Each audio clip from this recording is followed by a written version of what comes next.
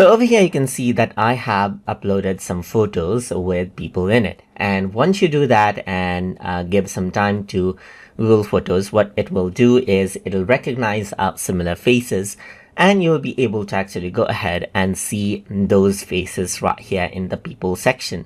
So here you can see that I have one photo and two photo and so forth right here. And then what you can do is you can simply go ahead and choose that particular photo, and then you can see that these are faces right here. So what you can actually do right here is add in something like, let's say for example, uncle right here, just like this. And what happens is that all of the photos right here will simply be saved according to uncle right here.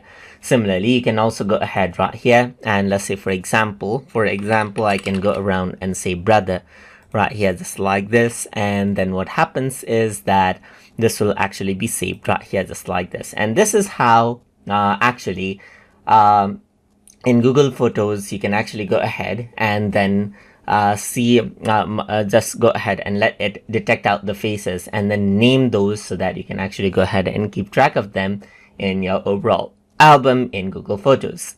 So hope you guys learned something as always.